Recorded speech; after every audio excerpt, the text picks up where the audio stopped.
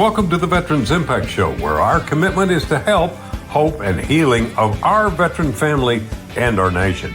I'm Jim Blythe, a U.S. Navy veteran and a certified senior advisor. Join us as we continue the mission of leadership and commitment to our communities and our great country. Why, you never know where we're going to go or who you're going to meet. We invite you to join in, plug in, and share in what we do. This is your Veterans Impact Show. Cedric is out having the time of his life on Route 66 on his motorcycle. I wish I could go with him. Ain't going to do it on a motorcycle, though. Today, I've got something really special. I went to a Navy League meeting, and we had a Navy SEAL got up and talk about executive recruiting, employment. And I said to myself, there are so many veterans as well as people in the military who are so highly qualified for some of the things that he's talking about. And so I'd like for you to meet Jamey Cummings with JM Search. Welcome aboard, Jamey. Jim, thank you. It's great. It was great to meet you at the Navy League luncheon, and it's great to reconnect with you today. Yeah. Anybody who has that nickname or that title of Navy SEAL, I have enormous respect for. I knew one of the very first, and I mean to tell you, the amount of academics, intelligence, what you guys have to go through, plus all the physical, I don't think people really realize the levels with which the SEALs train people or what the requirements are. Could you go just a little bit about that so that people have a better idea of the SEALs other than a TV or a movie? Yeah, well, it's interesting, Jim. I didn't know anything about SEALs at all before I went to the Naval Academy. And the more I learned about them, certainly, as you indicated, I was impressed just with physically how they go through pretty demanding training. But that's just, I'd say, table stakes. My experience, both going in training and then subsequently when I served in the teams, was it's way more of a mental game and a cerebral game than you might imagine.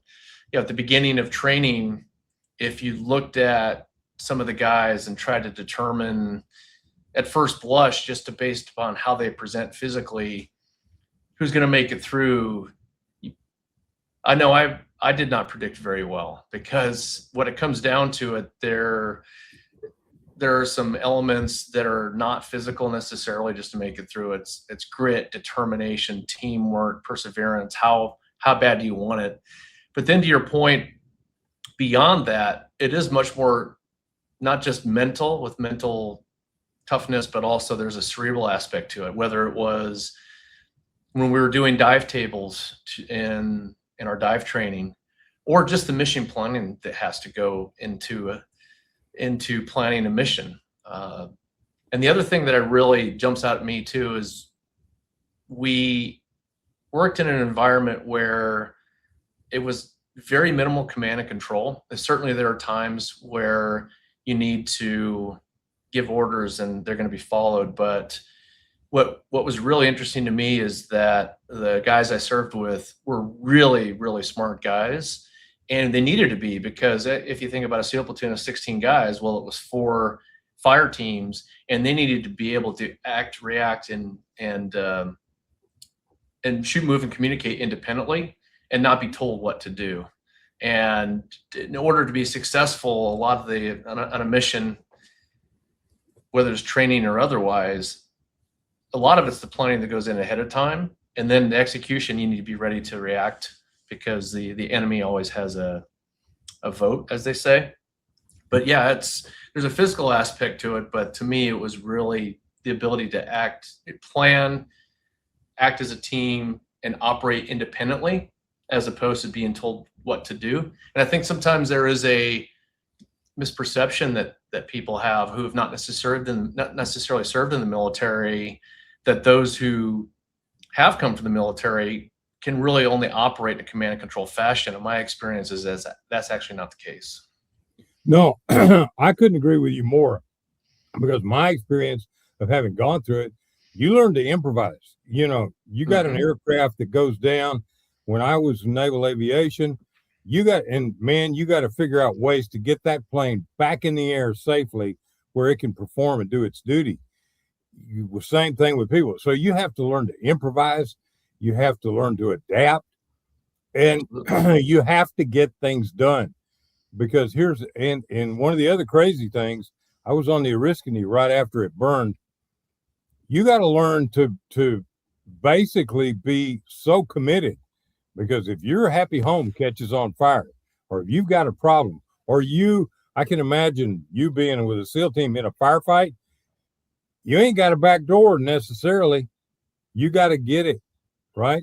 You're right. Absolutely. And I will say, Jim, just full transparency, I never actually signed any combat action, but in speaking with some of my brothers in arms who have, pretty consistently, what I've heard is you rely on the training. All the planning, preparation, and training prepares you for the time when there's certain things that just come second nature. That's why I always said shoot, move, communicate. If you have the basics down, then you're not spending your time thinking about how do you do those basics. Now you're thinking about how do I adapt to the situation that I may or may not have anticipated during the training, and just make it happen as a team. And that's where the planning, preparation, and the independent thinking come in, which are so key.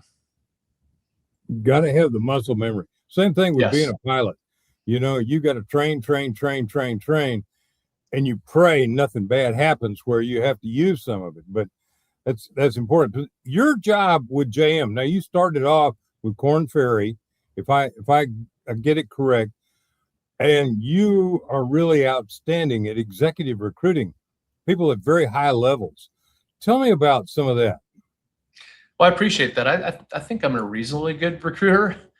Maybe I'll go back even further as to how I got into executive recruiting 19 plus years ago. Frankly, it was a bit serendipitous and accidental.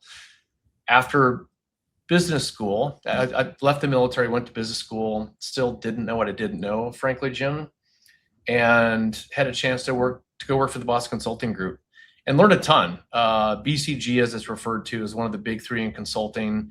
Great opportunity in a lot of ways professionally to keep kicking the can down the road. Was able to go learn a lot about a lot of different industries, and it was a bit of a crash course in the private sector after having served in the military.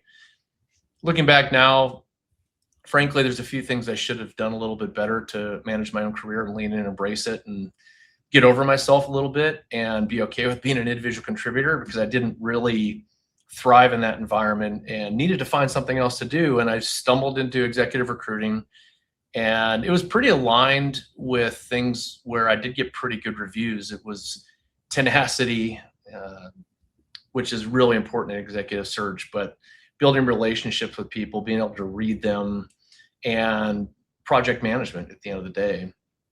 And I really took to it, reinvented myself a few times. I actually started with a firm called Heidrick & Struggles to build my foundation, joined the aerospace defense practice of Korn Ferry. And that's where I was, frankly, the right place, right time, where for those who've not been in and around the cybersecurity ecosystem, there was a lot of buzz in that 2011 timeframe. I'm going to use the phrase CISO, which is Chief Information Security Officer.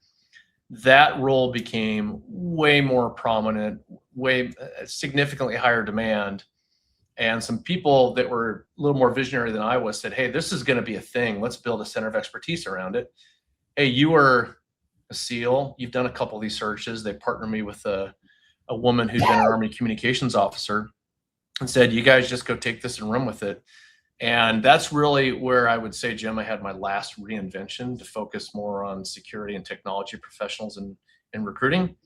And I built on that foundation of all those years of working with people to try to get the best out of them and myself. And I think that's maybe one of the reasons that I took to executive recruiting as well as I did, is there's a tenacity aspect to it, but there's also the ability to influence and read people, understand who's going to be a fit with your client, really try to separate good from, the great from the good. And after honing that skill over the last 19 years, I think that's how I've gotten to be pretty good at what I do, but it's building on that prior experience. I'd like to go back for half a second because in the Navy, you were constantly not only training, but you're going from one job to another. I mean, what is the average duty station that you have in the Navy? Maybe 3 years, 3.5 years?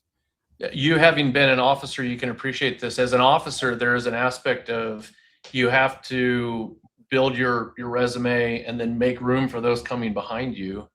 And so, yes, you're right. The longest set of orders I think I had might have been 2.5, 3 years. Yeah. Because you go there and then, I ended up going to language school, then to a different SEAL team. Looking back, there's a chance I perhaps could have done 2 platoons at the same team. But even then, that probably would have been maybe 5 years. So that would have been a fairly long tenure for an officer typically. One of the other things that you just barely touched on, but you went to language school. You studied German. You probably got very, very proficient. That's another thing the Navy really focuses on education, from my experience of having been in. And one of the things I found out is they use the University of Tennessee to build instructor programs so that the teachers had been taught how to teach. You then have that skill set. I know you do, so that you can pass that on, because I saw you do it at the Navy League meeting. Well, I would say that that's a pretty good deal. I have to give credit to my executive officer at my first command. As I was getting ready to go to my next command and move into a platoon commander position, he said, "Hey, would you want to spend time with your family and go learn language?" So I said, sure. I went to Monterey for 8 months, learned German, played rugby, and got really proficient at the language, and actually started my family out there, and it was a really good deal. But yeah, you're absolutely right that was one form of education. I'm sure you know, Monterey is also home to Naval Postgraduate School. And not only that, you've got Naval War College. There are ample opportunities for senior, both officers and I'm not sure, I have to be honest, I don't know what the paths are for enlisted but I think that, there are opportunities for them to go get either their undergraduate or their master's degrees. And that speaks to how, frankly, one of the things that makes us so great militarily is that we are innovative, we have technology, and it's the cerebral part of what we do, the strategic part, as opposed to the physical part, that really separates us. I think you need to have both. But you're right, there is an absolute commitment to educating our force, because they have to be able to adapt in a pretty dynamic environment out there. I think this is so important, because I talk with young men and women. I talk with their parents many times, and I say, look, think about, I don't want my kid to go in the military. They could get shot. They could get hurt.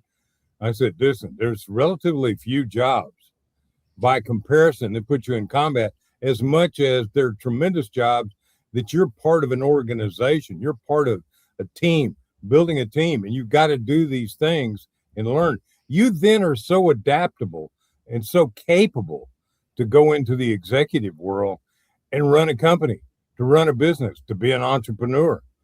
And I think that these things make, to me, the Navy so attractive. Now, I know the Air Force is great in the Army. Obviously, I'm third generation Navy and you're Academy. But to me, the Navy is that preparation for the world that is amazing. Well, I think I am a little partial to the Naval Academy, but certainly if I think about West Point, for example, the number of folks that go there into combat arms, I think it really prepares them, as you indicated, for leadership in a variety of environments and being able to adapt. And I still remember I was a 23-year-old ensign after Buds, assistant platoon commander. There I am. I'm second in command of a group of 16 guys that most of them were way more experienced than I was. There's a couple of other new guys in that platoon. My platoon chief, I think, was on a 6th platoon. I'm technically his boss, but boy, I really had to have a level of humility to make sure that I understood that I didn't know what I didn't know and have that level of self-awareness.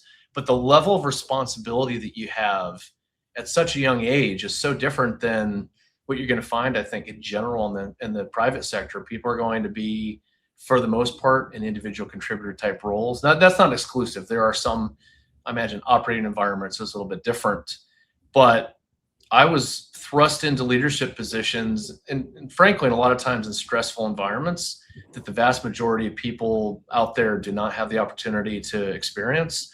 And that's almost a bit of an unfair advantage in developing as a leader, just because you get that experience up front. And not only that, there is a mentorship and an apprenticeship model that is not only just, hey, just throw you in the deep end.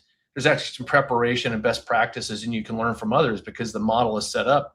Going back to your original question, like your set of orders maybe longs as 3 years. One of the things that I really noticed differently about the private sector compared to my time in the military is, especially if you're in a business where it's commission based and you establish yourself, well, you don't have an incentive to move on and make room for others because you've done that work and now you're reaping the benefits. Whereas in the military, you don't have a choice. You can't recruit people from outside the Navy. You have to develop people that are there so that when your orders are up, when you're gone, that command is as in good a shape, ideally better than when you got there. And that's a really valuable skill set, I think. Yeah, my grandfather always told me, he said, Jimmy, whatever you do, leave every place better than you found it. And I think that's something that goes along with that. And that's one of the things I hear all the time. And I know you in recruiting hear it too. We want to hire veterans. People are talking about, we want to hire veterans because they're adaptable, because you don't have to babysit them, because they'll take over and they'll make it work. That's the advantage that you've got helping veterans get into position. You're absolutely right. Now, I have in the past helped recruit for my clients, veterans straight out of the military, not very often, but I will say that if I see someone with a military background, I'm going to view them a little bit differently than I do other people in general. You bet. Well, I'll tell you what, we're going to take a break here in just a few seconds so that we can hear from all of our partners that support it. I want to say thank you to Fairway Independent Mortgage, the company that I work with. My NMLS number, 311-548. Symbiosis Integrative Health. They're helping veterans. They're helping civilians. They're helping police officers with pain management, sleeping through the night, taking care of themselves so they can take care of us. I got to tell you, this is a great program. Share it, follow us, be a part of the Veterans Impact Show. You can find out. And if you need some help, call me. We're here for you. We'll be right back after these words. Your Veterans Impact Show.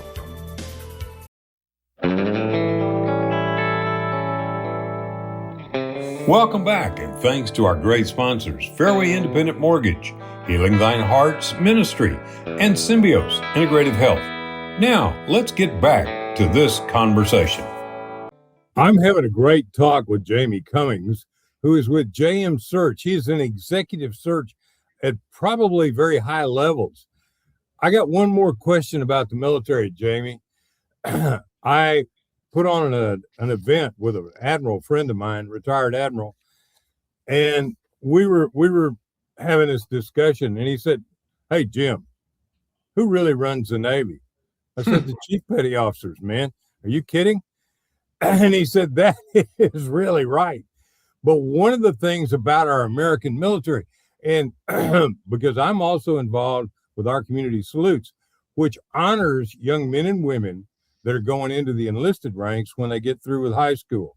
And Jamey, those kids have got opportunities to learn that other kids going into industry just don't have, or would find terribly expensive to pay for one way or the other.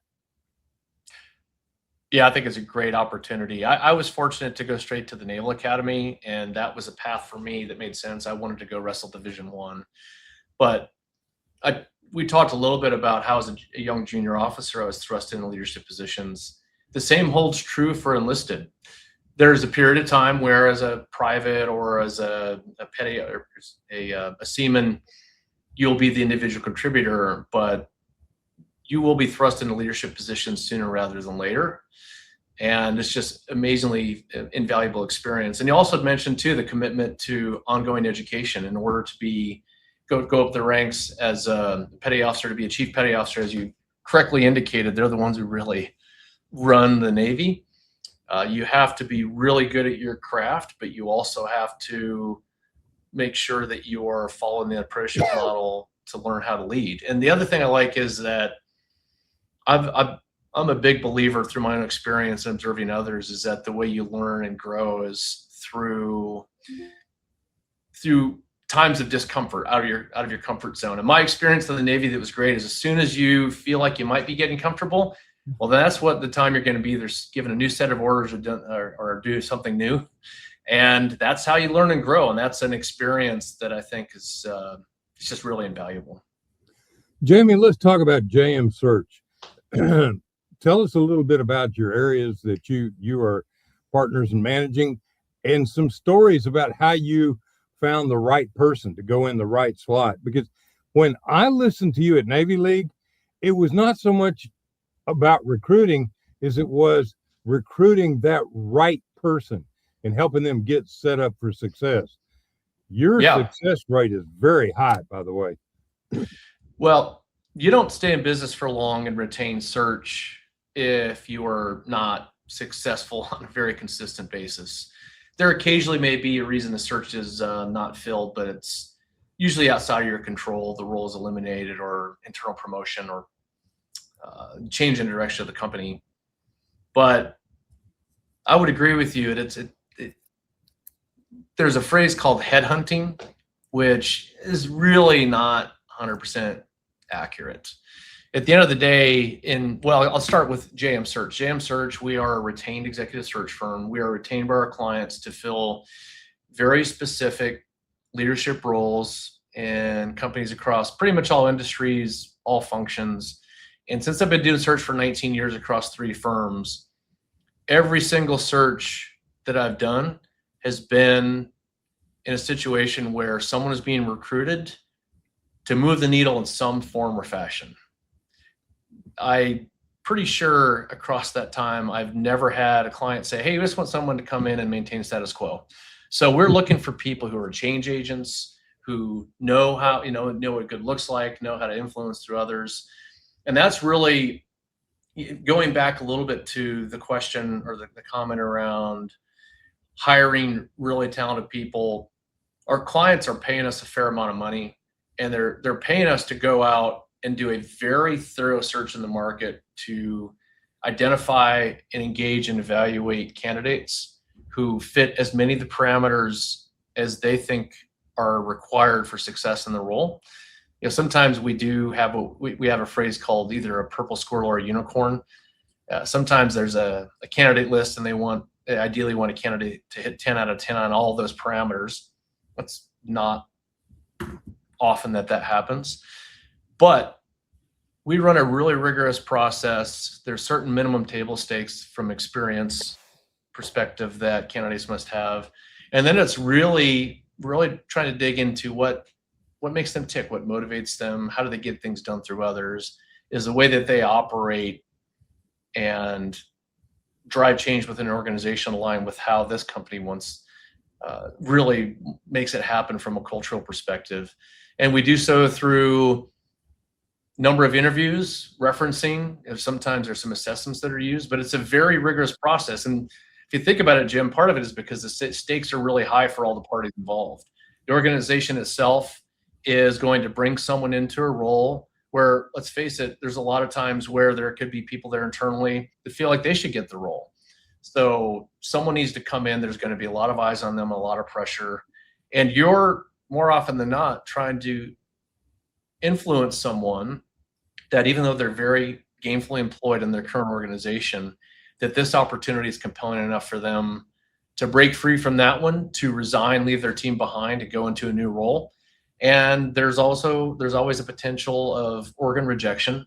And if you think about if someone's at a certain stage of their career, there's only so many chess moves left. So they want to get it right. The company wants to get it right. And the cost of getting it wrong, the time lost and the money and time invested can be pretty substantial. So on the surface, it looks pretty straightforward, but it's actually pretty involved. And it's really critical every single search we do to do our best to get the right person, because the stakes are so high for everybody. What you said about fitting into the new company, too is very, very important. There's so much more, but there's a lot of opportunity out there right now. There's a lot of opportunity for young men and women to get into cybersecurity, to get into industry.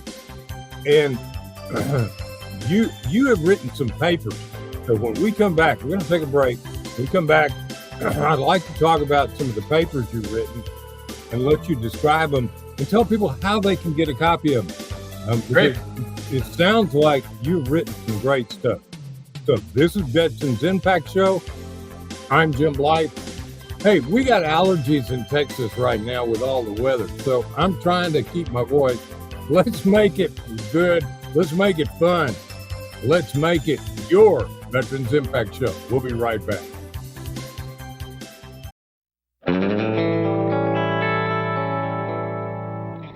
Welcome back, and thanks to our great sponsors, Fairway Independent Mortgage, Healing Thine Heart's Ministry, and Symbios Integrative Health.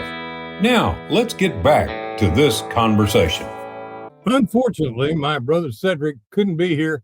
He's having fun. Can you imagine that? A minister out having fun? Well, he's on a motorcycle on Route 66.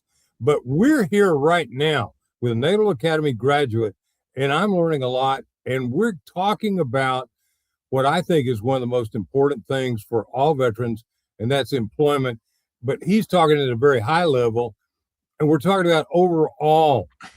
And we're also making a point of how the Navy, particularly the Navy, I think, trains and trains and trains to such level of maturity and capability. It's all about strategic. So, Jamey Cummings, again, thank you for being on board. By the way, you went to Leland Stanford. I think one of the most beautiful college campuses I've ever seen. It's pretty stunningly beautiful. Yeah, I was really fortunate to live on campus there because we had a young family, and the 2 years went by pretty quickly, just because it is such a fabulous place to live. Oh yeah, I had an aunt and uncle who lived in Menlo Park. She arranged me an interview, and I was accepted to go to Leland Stanford. And I was like, man, I want the business degree. And they said, okay, 5 years. I'm like, no, you don't understand. I just spent 4 years on aircraft carriers. I went to the University of Texas and got my degree in 3. I didn't want to spend 5, even in the most beautiful place in the United States. But it is a great school that trains people way up and above and beyond. Now, let's talk about some of the papers you've written. Describe some of them. Tell them a little bit about them and how people can get them.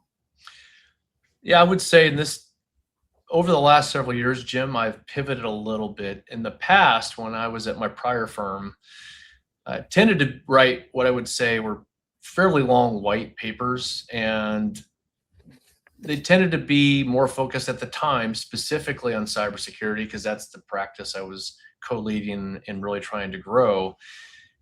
And my approach at that time, Jim, was to really build a lot of my knowledge of what was happening in the industry and the ecosystem by speaking with experts. And then I would take their insights, repackage them, give them credit for it, and put it out there for their peer group. And that seemed to really resonate pretty well. Those were, I doubt that they're still on the Korn Ferry website since I left. So they're probably not there anymore. I think I may have actually tagged some of those to my LinkedIn profile.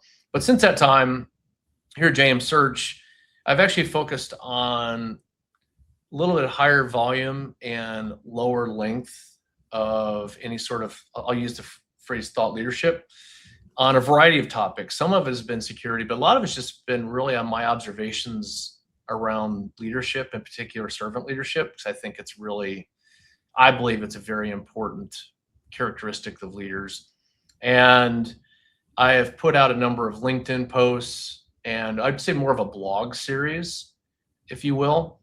And those can be found. I make it pretty easy to be found because I'm in the business of people who need to hire talent finding me so they can consider me and my team or my firm, my team across the firm to help them.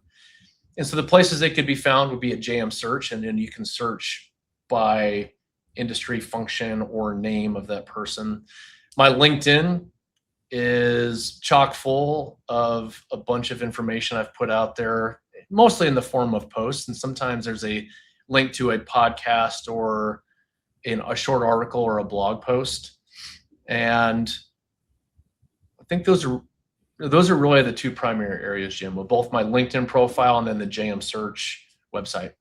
I've looked at both. One article or one video that really jumped out at me was all about executive burnout. Man, I got to tell you, when you get into some of these super high pressure situations, burnout is a big issue. And you've done one on burnout. Can you tell us a little bit about that? Yeah, it's a little bit, if I think about it, my own experience, and also the fact that when we're recruiting top talent, we're trying to get to know them not singularly as a work executive, but also as a person. And as you get to know some of these people, you really get a sense for why are they doing this, and why would this next role be a good fit for them. And one of the things that really stuck out to me from that article is I actually had read a few other articles, I don't remember which they were, about that. I think actually one of them was a Wall Street Journal. But there's this notion that you have to take care of yourself in order to be there for your team. You need to be the rock for your team, and you need to make sure they take care of themselves as well. And it's a bit of a corny analogy, but I fly a lot, and when you pay attention every time pre-takeoff to say, if we lose cabin pressure, make sure you put on your mask before you help others. And that's how I think about it as far as myself, and even whether it's just friends or executives I get to know and try to be a sounding board or advise them, is like, if you are burning yourself out, how can you be there for your team? You need to set an example of where the work is important, but why are you doing the work? And that to me is, as I really think about my own time, it's helped me personally to make sure at certain times I will protect it, to make sure that I can be there for those around me. Otherwise, I don't think you're a very effective leader if you're so burnt out that you can't actually inspire and be there for your team.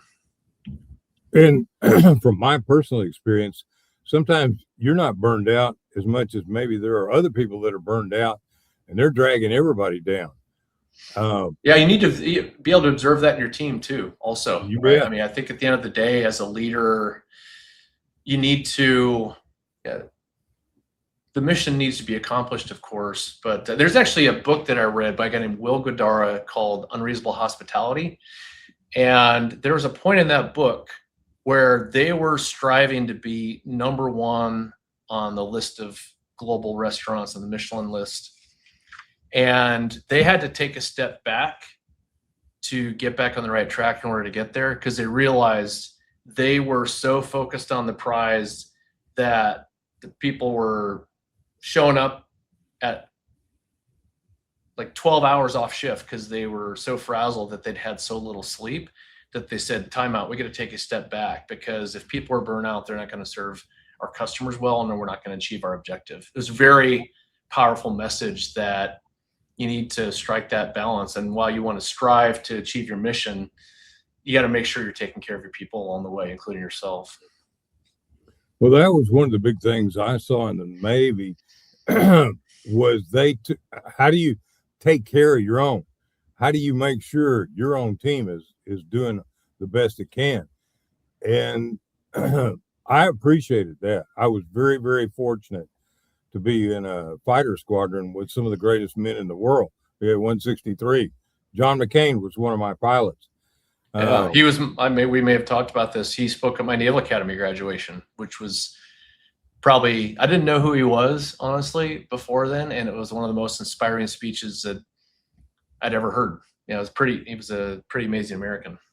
I barely knew him. Brian Compton was my CO. He went on to be the commissioning officer for the Nimitz. And you just, man, alive. Every time you talk to the man or you were around him, you were learning something all the time. And I think that was a very amazing thing for me in my life. I can The imagine. academy, what motivated you to go to the academy?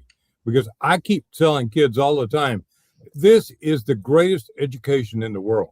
I wish my parents, my grandfather had really pushed me to do it, because I would have loved it. You might be surprised by my answer here. So I really had very little military heritage in my family. My maternal grandfather had served as an enlisted man in the Army in World War II, but I was pretty young when he passed away, and he didn't really like to talk about World War II. So I didn't really ever talk about it, didn't know much about it. Fast forward, I was in high school, small town in Iowa. I didn't know much about the world, to be honest with you. I just didn't know much around the professions of people that were in my community, which is a farming community. But I knew I wanted to go wrestle Division I. And here's a great example of serendipity that reminds me often, if I think about it, of my role as a leader and how I need to make sure I'm looking out for other people who have talent and make sure that they know and present them opportunities. So my superintendent, I'm Steve Waterman. No one from my high school had ever gone to service academy. Our congressman, Jim Leach, who also happened to be a wrestler. I was a multi-sport athlete, but wrestling was my main sport. My dad was my high school wrestling coach. And he introduced me to Jim Leach, who was my congressman in Iowa. And he said, "Hey, did you ever consider service academy?" I said, "No, sir, I haven't." He said, "Well, maybe you should." And as you may know, you have to get a congressional nomination. And so I went to my dad and he said, "Well, I know the head coach of the Naval Academy." And I said, "Well, how do you know him?" Just so happened he had coached my dad as a graduate assistant in college.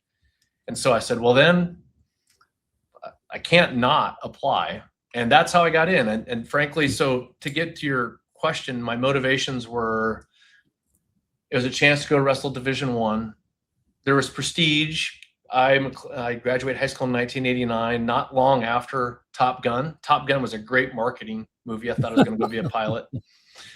And, my dad was a teacher. My mom worked odd jobs. They had 3 boys by the time they were 25. So the cup was not overflowing for money for school. And so it was a chance to go to school without paying tuition. And it was a chance I always had a little bit of wanderlust. I knew I wanted to go do something, and this was it. So that may not be what you expected. It wasn't to go serve my country. And I picked up the value of that much later, I would say, by my time at the academy and subsequent to that. But those are my motivations to go there. And it changed my life in so many ways I'd appreciate now. I've absolutely changed the trajectory of my life. But it was a little serendipitous, and it was really, frankly, for selfish reasons initially. So you want to be a world-class wrestler? I'm not world-class. I was a good wrestler. I was captain of the team and one match from All-American. But that's the other thing, is that I would say about the Naval Academy and wrestling, even at Stanford later, I never felt like I didn't belong. I needed to earn it. But you also realize, while you're pretty good, I might have been 2 sigmas out on the bell curve, but there's guys in wrestling that 5, 6 sigmas out that were world class. I was good, but I wasn't quite that good. Well, I think one of the other big things about sports and wrestling, and many things, it's strategic understanding strategy, because you may be up against somebody who's stronger, faster. It's how you use your mind with strategic maneuvering to be able to win. And that's what I saw a lot of when I was in the Navy.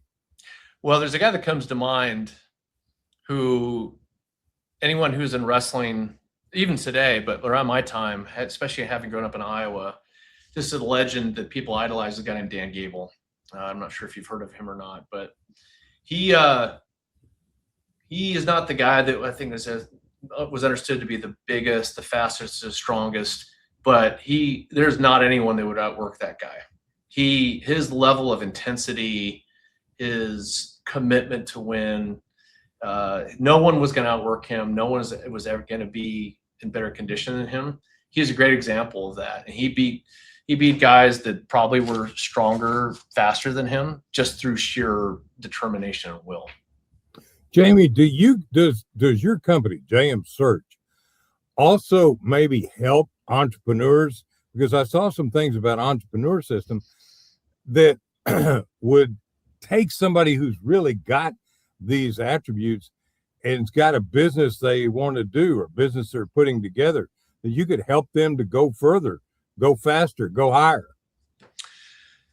We do not specifically do that. And the reason is that we are retained to fill very specific positions typically. If we were to help an entrepreneur, likely they've already gained some traction. Now they need to professionalize to scale. Maybe they need someone who is a chief revenue officer, someone in finance.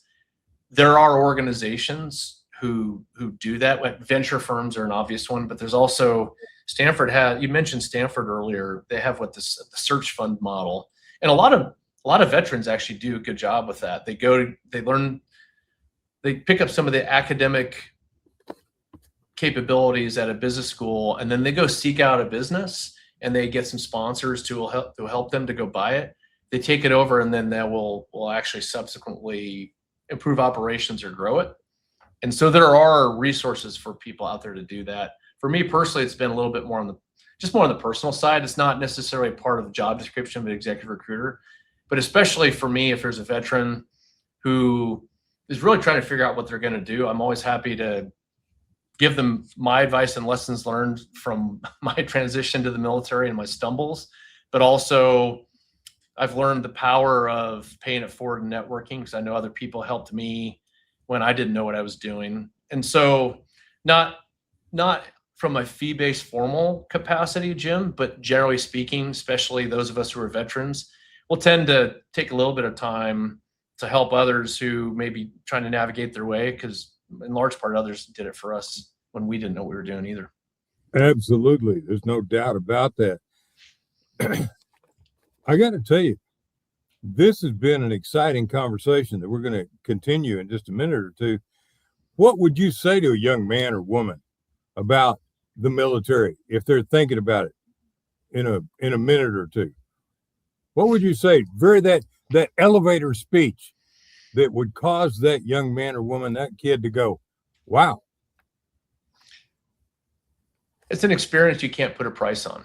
Whatever it is you decide to do, you will have the opportunity to accelerate your learning curve. You'll have the opportunity to really accelerate your development, in large part through apprenticeship, as well as being pushed outside of your comfort zone. You'll meet some amazing people from all across the country, and you're going to meet people around the world. There's an opportunity to travel to places you may not ever have. I appreciate the fact that I've been able to travel the world having grown up in a small town in Iowa. I couldn't agree more. It just doesn't get better. And when you get out, you get to join a brotherhood, fraternity, sisterhood, of amazing people. And I have met some of the most amazing leaders and people since I got out and during the time I was in. So tell you what, we're going to be right back to wrap this up. I want to bring this program back into the dock. I've got Jamey Cummings, JM Search. When we come back, we're going to give you how to contact him if you're interested. This is your Veterans Impact Show.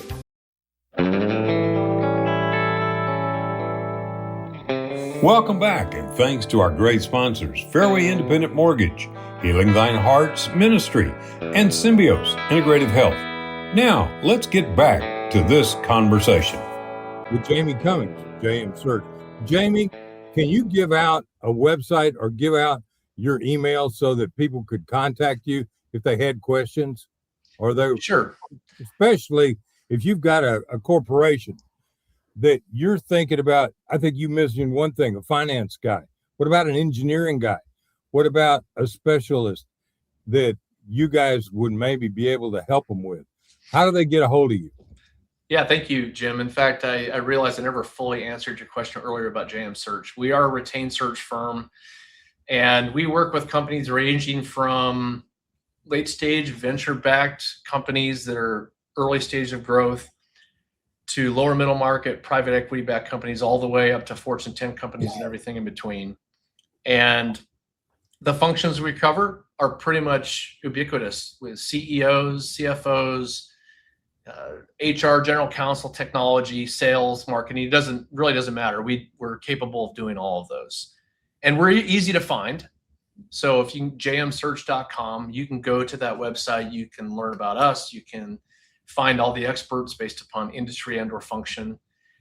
And I am easy to find on LinkedIn. People can find me on LinkedIn and send me a message through LinkedIn. Or even if you go to the JM Search website, my email address is right on there. Pretty easy to be found. You know, Jamey, one of the things in what you were talking about, the companies you worked with, I have worked with some startups long time ago. I got my real estate broker's license, got into the real estate development business. Sometimes the person who starts that company, and I've had tenants that came to me and I helped them get going, but the person who started the company may be a visionary, maybe a genius.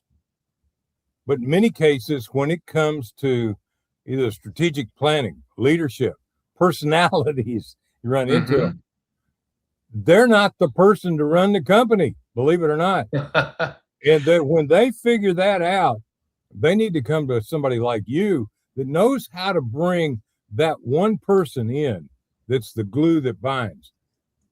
Well, Jim, I would say not even necessarily just one person, to the extent there is a founder who has enough self-awareness to know that they can't be the best at everything. And if they want to continue to grow and professionalize the organization, behooves them to bring in some experts to complement them. And it could be any range of functions. It could be someone who's very operationally oriented and growth oriented. Could be someone who knows how to put in place very structured go-to-market capabilities to grow revenue. Could be finance. I mean, there's a point in time where you need someone who would be a chief financial officer who is very, very strategic. Those are just a few to mention that we help. We very frequently will help founders who are in a position where they're just a little over the tips of their skis. And in order to get to where they want to go, they need to complement themselves with the right sort of talent. And it's not easy. It's not easy for someone who's very entrepreneurial and it's their baby to give up the reins a little bit. But we can help them understand what the really top talent can bring to the table. This has been a great conversation with Jamey Cummings, JM Search. I got to tell you, you want to know more, just go to jmsearch.com. You want to read about Jamey, go to LinkedIn as well, Jamey Cummings. Jamey, I want to say a special thank you, but I close every broadcast with a prayer. So would you join me, please? Our Father, which art in heaven, we are so thankful for men like Jamey Cummings who serve this nation and continue to serve in helping not only veterans, but helping people by using their skills and talents. Dear God, we put a hedge of protection around our active duty military, those who run into the fire, and our first responders. Thank you, God, for helping us bring this nation back together. One nation under God, indivisible, with liberty and justice for all. Thank you. In your holy name we pray. Jamey Cummings, thank you, sir, for being on board. And tell me, do you ever go out to the Silver Strand and run with the guys or swim with them? I do not. I don't run anymore because I have hip replacement. But I did go out last week. Interesting you say that. 2 weekends ago, I was in San Diego and took a little bit of a stroll down memory lane and sat on the rocks outside of the Hotel del Coronado. And remembered when at high tide, we used to literally ride our boats into that, what they call rock portage. So that was a little bit of a walk down memory lane. Yeah, I love it. Yeah. I was stationed at Imperial Beach, and I know.